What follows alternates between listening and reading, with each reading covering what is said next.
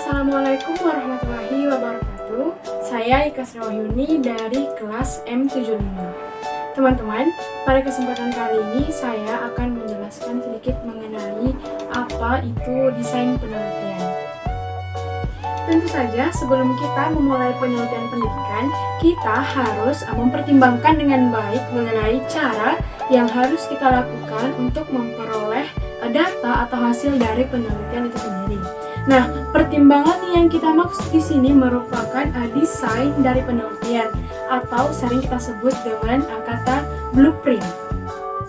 Desain penelitian merupakan rancangan prosedur dalam memperoleh data atau informasi yang digunakan untuk menjawab semua masalah yang ada pada penelitian yang kita lakukan.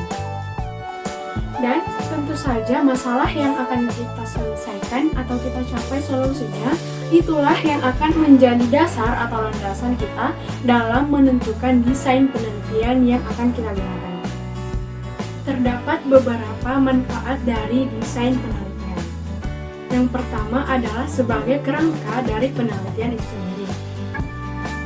Dan tentu saja masalah yang akan kita selesaikan atau kita capai solusinya, itulah yang akan menjadi dasar atau landasan kita dalam menentukan desain penelitian yang akan kita gunakan.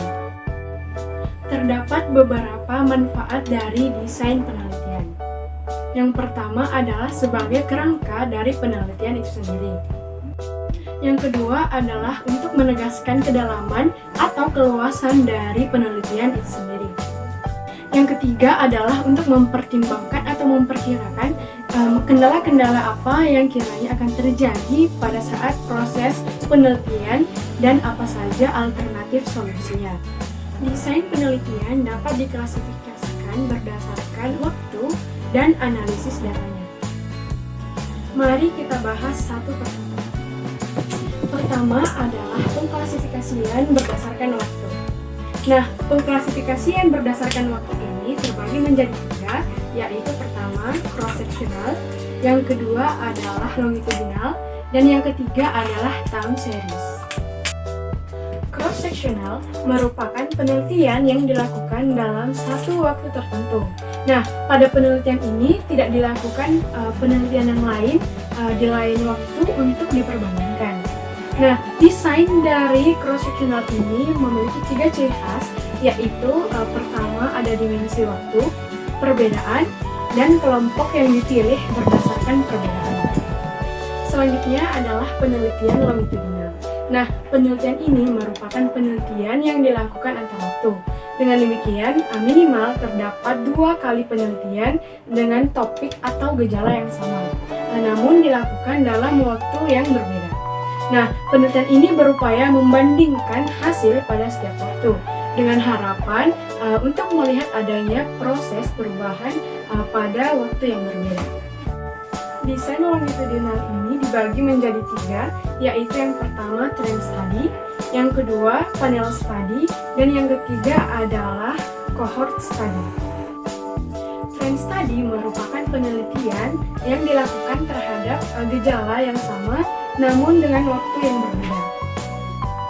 Sedangkan panel study merupakan penelitian yang dilakukan terhadap gejala yang sama namun pada waktu yang berbeda. Dengan kata lain, penelitian ini melibatkan responden atau informan yang sama.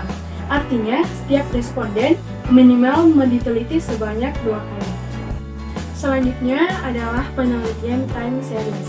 Nah, penelitian ini merupakan penelitian terhadap kumpulan kejadian-kejadian pada beberapa waktu yang dirangkaikan menjadi satu deret, lalu menghasilkan data yang dapat dilihat dari periode ke periode.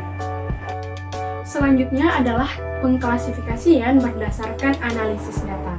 Nah, dalam kegiatan penelitian, ada dua sisi yang seringkali menjadi bahan perdebatan, yaitu yang menyangkut masalah metode analisis yang lazim kita gunakan, yakni metode kualitatif dan metode kuantitatif. Nah, pada hakikatnya, kedua metode tersebut tidak dapat dipisahkan secara tegas, namun metode tersebut saling melengkapi. Dengan demikian, penelitian kuantitatif ini biasanya mengandalkan kekuatan analisisnya yang merupakan pengujian data secara statistik, sedangkan penelitian kualitatif mengandalkan analisis yang mendalam. Nah, selanjutnya adalah lingkup mazhab dari kuantitatif dapat berupa penelitian survei, penelitian eksperimen, ex post facto, komparatif, koresional, analisis, dan sebagainya.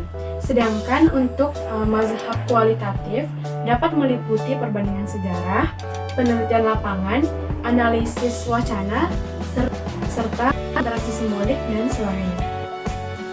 Teman-teman, itulah tadi sedikit penjelasan saya mengenai desain penelitian. Kurang dan lebihnya mohon dimaafkan. Semoga kita dapat mengerti. Terima kasih. Wassalamualaikum warahmatullahi wabarakatuh.